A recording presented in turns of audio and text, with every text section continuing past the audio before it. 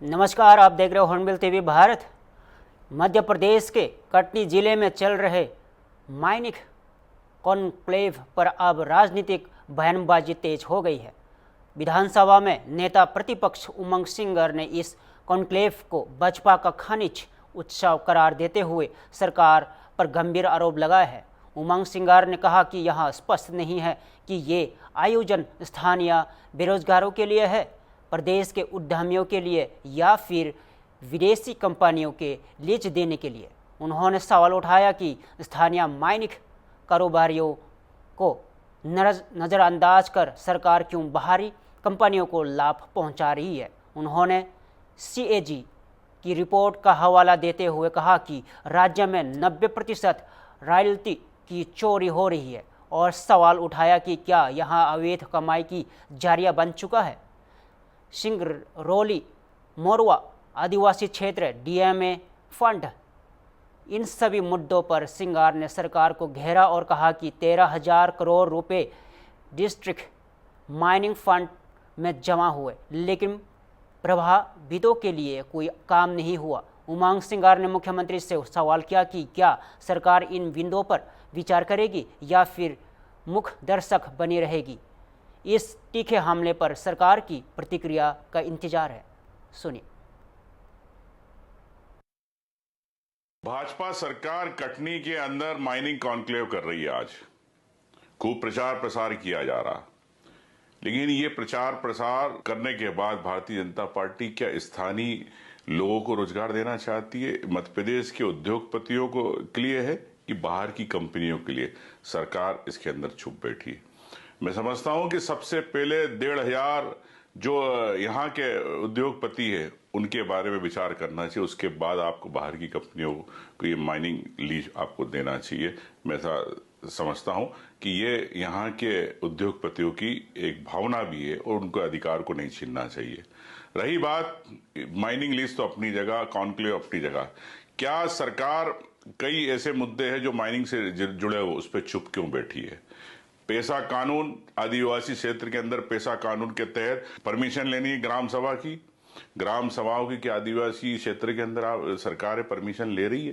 Bharatiya Janata party घर बिना मुआवजे के आप उनके उजाड़े जा रहे हैं। उन आदिवासियों घर के बारे में क्या सरकार क्या कहना चाहती? मैं समझता हूं कि इसके अंदर सरकार चुप बैठी। रेत माफिया पूरे प्रदेश के अंदर सक्रिय है। हजारों करोड़ की रेत निकाली जा रही है। सीएजी की रिपोर्ट आई। सीएजी की रिपोर्ट के अंदर 2023 में स्पष्ट लिखा है कि 90% पैसा अवैध खनन की रॉयल्टी का सरकार को नहीं मिलता।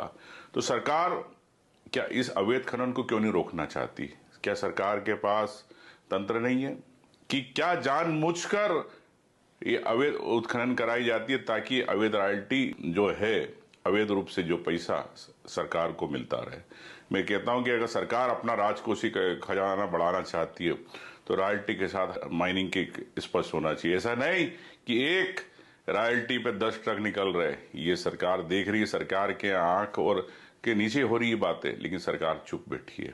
मैं समझता हूं कि सिया को लेके 450 डीम्ड परमिशन पर्यावरण के साथ मजाक किया जा रहा मध्य प्रदेश के अंदर। किस प्रकार से बिना बैठके किए 450 लोगों को, कंपनियों को परमिशन दे दी गई। कई ऐसी कंपनियां एक 3 से 4 करोड़ रुपए वसूले गए, उस पर सरकार चुप बैठी। तो ऐसे क्यों पर्यावरण के साथ मध्य प्रदेश सरकार, बीजेपी सरकार मजाक उड़ा रही है? जंगलों की कटाई, कह सकता हूं कि पिछले 15 साल के अंदर 40,000 हेक्टेयर से ज्यादा जंगल कट गया। मध्य प्रदेश में छीन लिया गया जंगल। क्या एक खनन की वजह से नहीं है? क्या उन आदिवासियों के विस्थापन की बात नहीं है? उन गरीबों की बात नहीं है?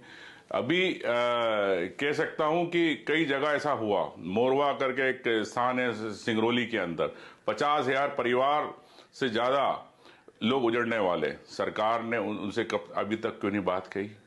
क्या आप क्या अडानी या अन्य वहां की बड़ी कंपनियों को आप देना चाह रहे हो, लेकिन 50,000 उन परिवारों की बात? मध्य प्रदेश की सियासत में बयानबाजी का स्तर एक बार फिर गिरता दिखाई दे रहा है। इस बार कांग्रेस के वरिष्ठ नेता और मीडिया विभाग के अध्यक्ष मुकेश नायक ने सरकारी अधिकारियों को लेकर विवादित टिप्पणी कर दी है। छिंदवाड़ा के कलेक्टर को लेकर दिए गए बयान में मुकेश नायक ने उन्हें कुत्ते से भी बुरा कहा डाला। उन्होंने कहा, कलेक्टर ने ज्ञापन तक नहीं लिया, ये लोग कुत्ते से भी बुरे हैं, क्योंकि कुत्ता तो मालिक का वफादार होता है। ये अधिकारी सरकार के साथ मिलकर भ्रष्टाचार में शामिल हो गए हैं। कांग्रेस नेता के इस बयान पर बसपा विधायक भगवान दास सब नानी ने तीखी प्रतिक्रिया दी है। उन्होंने कहा, जो व्यक्ति अध्यात्म से जुड़ा हो उससे ऐसी भाषा की उम्मीद नहीं थी। कांग्रेस नेताओं की मानसिकता अब पूरी तरह कुंठित हो चुकी है। सब नानी ने यहाँ भी सवाल उठाया कि जहाँ कांग्रेस की सरकार है, क्या वहाँ भी अधिकारी इसी भाषा में संबोधित किए जाते हैं? मुकेश नायक के इस बयान को लेकर सियासी पारा चढ़ा हुआ है। अब देखना होगा कि कांग्रेस पार्टी इस पर क्या रुख अपनाती है। कि विपक्ष में रह करके चूंकि जनादेश मिला नहीं है, इसलिए ये बौखलाहट लंबे समय तक विपक्ष में रहने के कारण है। अधिकारी शासन के प्रति उत्तरदायी होता है, वो अपना कार्य करता है, जनता से जुड़े विषयों का समाधान करता है, वो कांग्रेस की बात माने, ये कोई इसकी आवश्यकता नहीं है। लेकिन इस तरीके का बर्ताव करना, इस तरीके की भाषा का उपयोग करना, ये बताता है कि कांग्रेस कितनी तरीके से मानसिक रूप से कंगाल हो गई है कि उसके पास शब्द नहीं है। आप नैतिक आधार पर बात कर सकते हो, कहाँ तो आप कभी संघ को लेकर क्या जाना है आपने संघ को, और क्या बात करोगे आप संघ की। और आज आप जिस शब्द का इस्तेमाल कर रहे हो, इन्हीं कर्मचारियों से, इन्हीं अधिकारियों से आप अन्य जहाँ आपकी सरकारें चल रही हैं वहाँ क्या इस तरह का व्यवहार करते हो कि ये बताना चाहते हो कि बाकी राज्यों में कैसा होता होगा? कर्नाटक में यही व्यवहार होता होगा क्या? आप झारखंड में इस तरह का उनके साथ विश्लेषण लगा करके बात करते होगे? मुझे लगता है कि जो आध्यात्म के क्षेत्र से जुड़ा हुआ व्यक्ति हो, जिसके साथ कहीं ना कहीं आध्यात्म का एक लेबल चस्पा हो, उसको तो कहीं भी ये ठीक नहीं लगता कि उसके मुंह से किसी अधिकारी कर्मचारी के प्रति इस तरीके का भाव निकले। मैं इसके घोर और कड़े खाद की कालाबाजारी और किसानों की बदहाली को लेकर आज आम आदमी पार्टी ने जोरदार प्रदर्शन किया। पार्टी कार्यकर्ता बड़ी संख्या में सड़कों पर उतरे और जिला अधिकारी कार्यालय का घेराव किया। प्रदर्शनकारियों का कहना है कि खाद की भारी किल्लत और कालाबाजारी से किसान बुरी तरह परेशान है और सरकार इस गंभीर मसले पर चुप्पी साधे बैठी है। प्रदर्शन के दौरान पार्टी प्रतिनिधियों ने जिलाधिकारी को ज्ञापन सौंपा और मांग की कि दोषियों पर तुरंत कार्रवाई हो और किसानों को राहत दी जाए। पार्टी ने चेतावनी दी है कि अगर जल्द समाधान नहीं निकला तो यहां आंदोलन और उग्र रूप ले सकता है। नहीं चलेगी अडानी वाली ये सरकार, नहीं चलेगी, नहीं चलेगी अडानी वाली ये सरकार, नहीं चलेगी, नहीं चलेगी अडानी वाली ये सरकार, नहीं चलेगी, नहीं चलेगी अडानी वाली ये सरकार। किसानों का हक वापस दो, वापस दो, किसानों को खाद दो, खाद दो, खाद दो। आम आदमी पार्टी किसानों के मुद्दों को लेकर हमारी मांग है, किसान अपनी खाद के लिए संघर्ष कर रहा है। देश का दुर्भाग्य है, प्रदेश का दुर्भाग्य है, जो अन्नदाता है प्रदेश में डबल इंजन की सरकार है। योगी मोदी होश में आओ, योगी मोदी होश में आओ, योगी मोदी होश में आओ। ये बहुत दुखद तस्वीर है। किसान विरोधी है सरकार, योगी सरकार में, मोदी सरकार में किसान विरोधी है सरकार, नहीं मान। किसान विरोधी। मैं भी बोलूं तू भी बोल, मैं भी बोलूं तू भी बोल। संघर्ष करना पड़ना है, ये बहुत ही दुर्भाग्यपूर्ण है। किसान विरोधी ये सरकार, किसान विरोधी ये सरकार।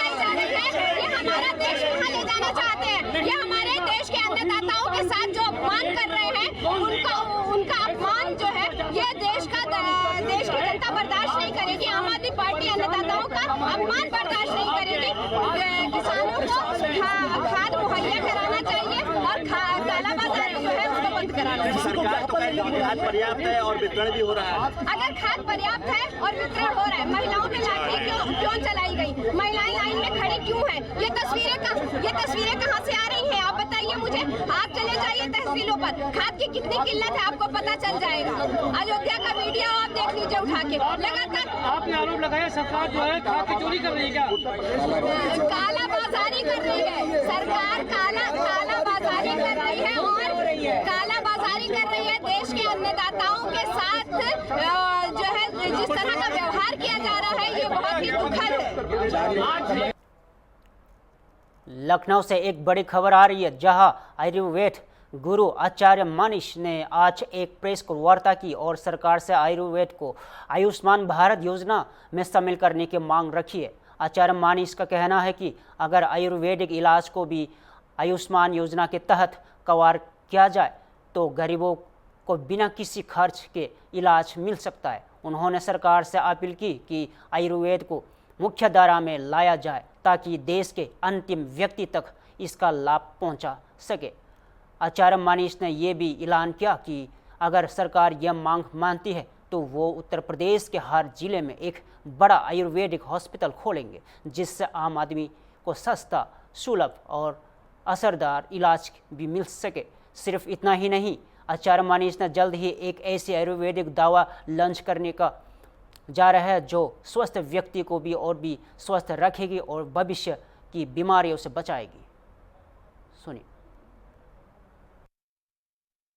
आज लखनऊ आए हैं, किस मुद्दे को लेकर प्रेस वार्ता कर रहे हैं, क्या करें? आज लखनऊ आया हूँ मुख्यमंत्री से मिलने के लिए, उप मुख्यमंत्री से मिलने के लिए कि आयुष्मान योजनाओं में आयुर्वेद को शामिल करें। और साथ में हमने भारत में पहली बार स्वस्थ व्यक्ति के लिए एक स्वास्थ्य की किट लॉन्च किया कि अगर व्यक्ति बीमार नहीं है तो बीमार पड़े ना, पहले ही अपना जड़ी बूटियाँ लेकर अपने पेट को, लीवर को, स्प्लीन को और आपके मेटाबॉलिज्म को ठीक कर ले ताकि बीमार ना पड़े।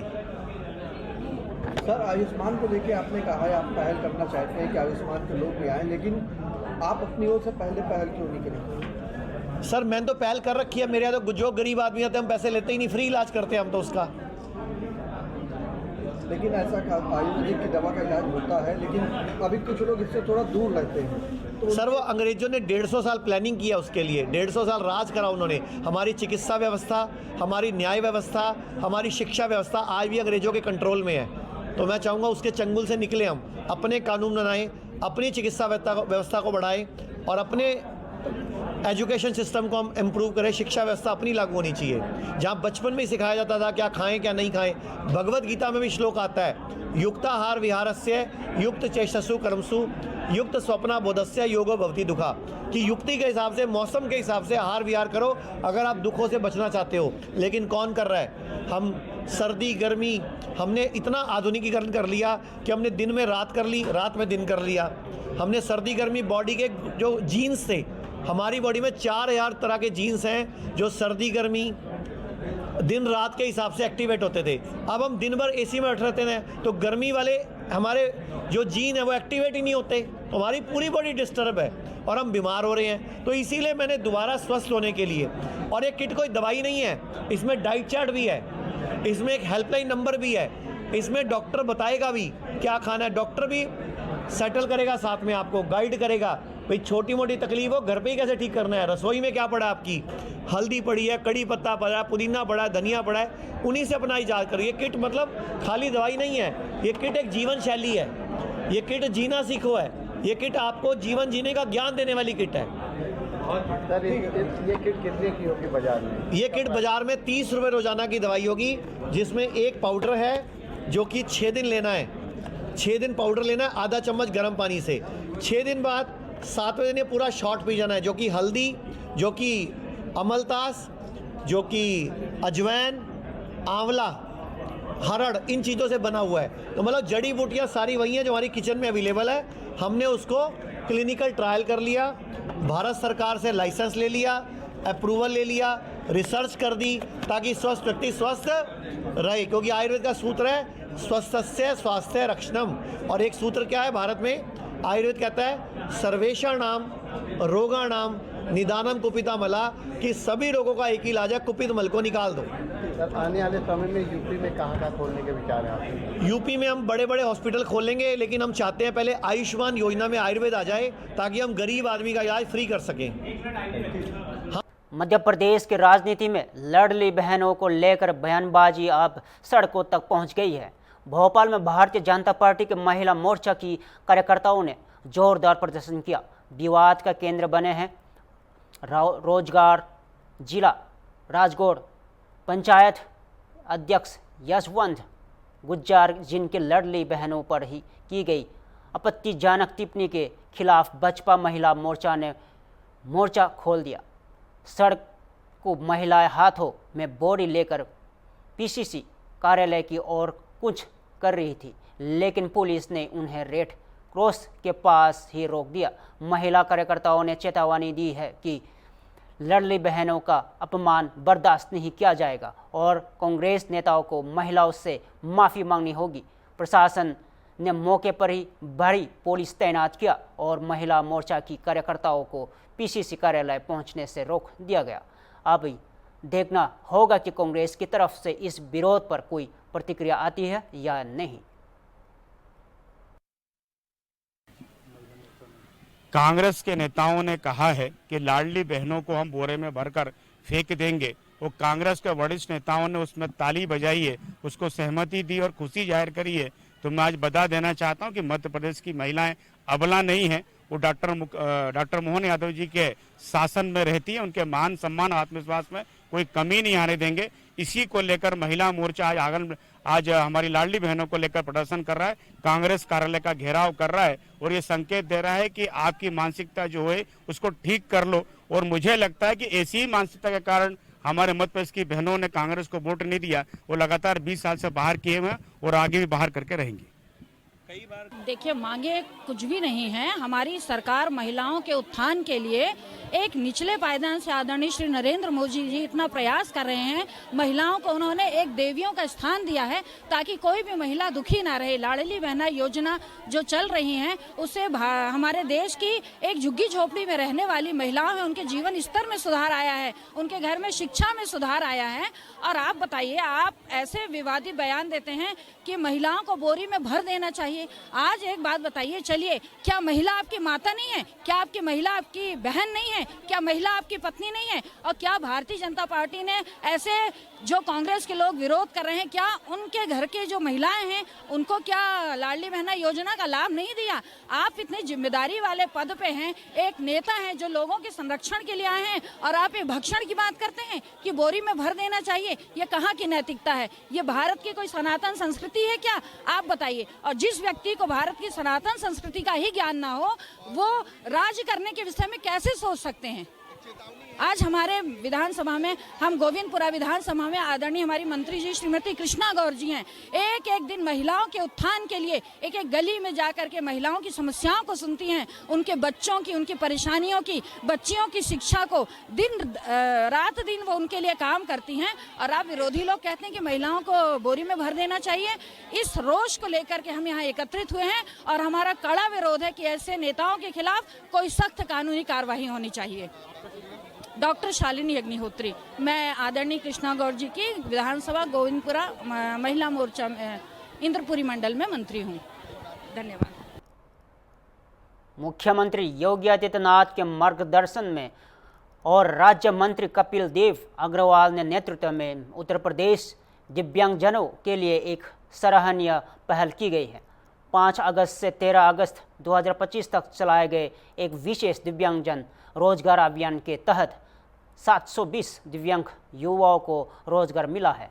अभियान को सफल बनाने में मिशन निदेशक पुलकित खड़े की विशेष भूमिका रही। उन्होंने बताया कि इस सीमित अवधि वाले अभियान के अंतर्गत प्रदेश के सभी जिलों में रोजगार मेले कैंप और प्लेसमेंट ड्राइव आयोजित किए गए, जिससे दिव्यांग युवाओं को स्थानीय स्तर पर ही नौकरी के अवसर उपलब्ध हुई है।